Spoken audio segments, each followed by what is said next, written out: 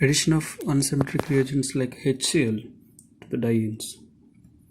Suppose if you add any unsymmetric reagents like hydrochloric acid, it is having two parts, H plus and Cl minus. Right. Suppose if you add this reagent to this 1,3-butadiene, you can have two types of products. One is 1,2 addition product and 1,4 addition product. See, let us see. So 1, 2 addition products. Hydrogen here, chlorine here, or hydrogen here or chlorine here. So these are the two possible products whenever you add as unsymmetric reagent to the 1,3-butadiene. So let us see the mechanism how it happens. So this is the 1,3-butadiene. To this, if you add HCl, we know that H plus and Cl, it is having partially negative and this is having partially positive. So now, as we know, since this double bond is rich in electrons, this will be attracted by this electrophile, which is positive in charge. So now let us add hydrogen to this carbon. Then the chlorine will be separated as Cl minus.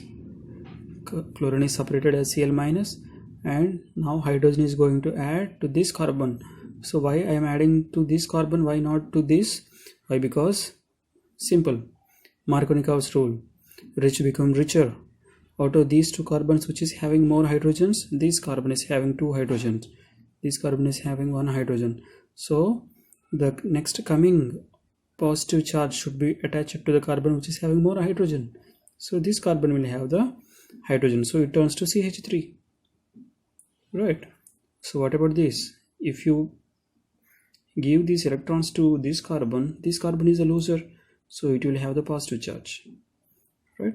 And we know that there will be a rearrangement of the 1,3-butadiene we have discussed. So this double bond can shift here so that this carbon will lose its charge. Now if you transfer these electrons to here, who is the loser? This carbon is the loser. So this carbon will have the positive charge. So this double bond is transferred here. See.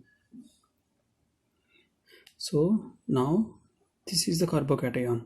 So the charge is on this carbon. Now this carbon is not having any charge because it is having a double bond. So now these two are the resonance structures of the intermediate, so that there are two options for the chlorine. Either the chlorine can attach to this carbon or this carbon. Suppose if the chlorine attaches to this carbon, you will have 1,2 adduct, 1,2 product. If chlorine is attached to this carbon, you will have 1,4 adduct. Very simple. The rearrangement of the carbocation is only the key point in this mechanism. Right. Next. Free radical addition reactions of dienes. So here it is also very simple. Free radical mechanism, it is facilitated by radiation or high temperatures. Right. Suppose if you take 1,3-butadiene and if you add chlorine in presence of a light, then what we'll see, there are two types of products we know, 1,2 adduct and 1,4 adduct. So the chlorine Cl2, one chlorine can attach to first and second, or first and fourth. These are the two possible products. Correct? Same mechanism, but it is free radical. Same type of products, but the mechanism is different. Here we have seen carbocations, but here we will see free radicals since the conditions are different. So we know that the step 1 will be always initiation. So what is the initiation? The ClCl, the chlorine molecule, will be separated as two chlorine free radicals. This is the first step. Right. Because of this radiation, the chlorine will have two free radicals. So it means we know that one bond means two electrons. One electron will shift here, another electron will shift here. So we will have two free radicals. It is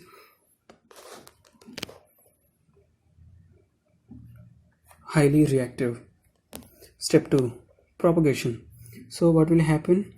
The formation of allylic free radical, which is resonance stabilized.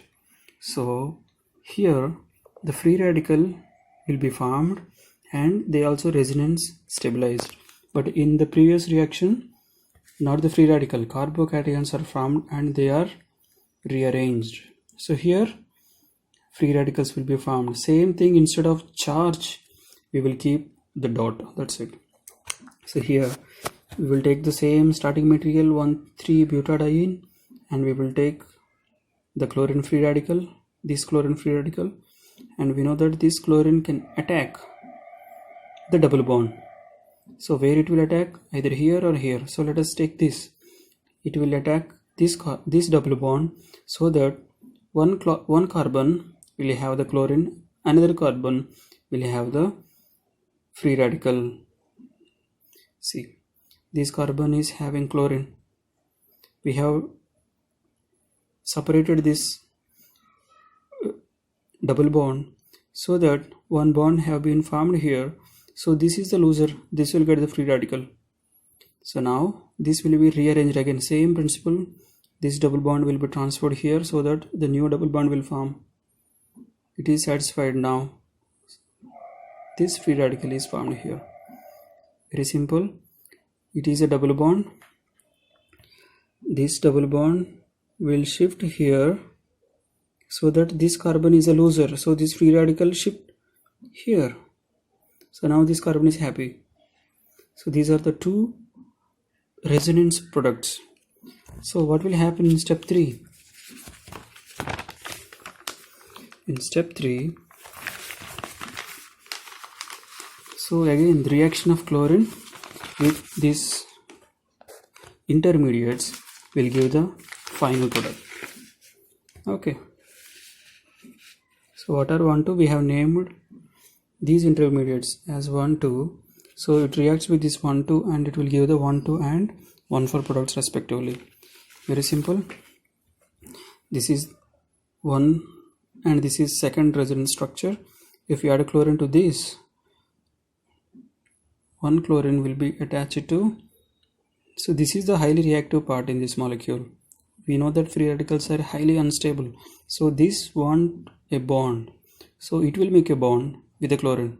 So this chlorine will be added here and the chlorine will be removed. Next, suppose if you take this part, this molecule, here this carbon is having the free radical which is highly unstable and highly reactive. So this will take the chlorine and another chlorine molecule will be removed, and this will be useful again for the next cycle. So here the step 3 is just add the chlorine to the free radicals so that this molecule will be satisfied and this molecule will take the chlorine and it will generate the chlorine free radicals again. We know that free radicals are highly unstable and are very reactive. It will react with this chlorine and it will take one chlorine and it will remove the another chlorine free radical. So by the end we will have 3,4-dichloro 1-butene 1,2 product and 1,4-dichloro 2-butene 1,4-dichloro 2-butene. So this is 1,4 product. This is 1,2 product. So these are the end products in the free radical mechanism, free radical addition reaction of 1,3-butadiene.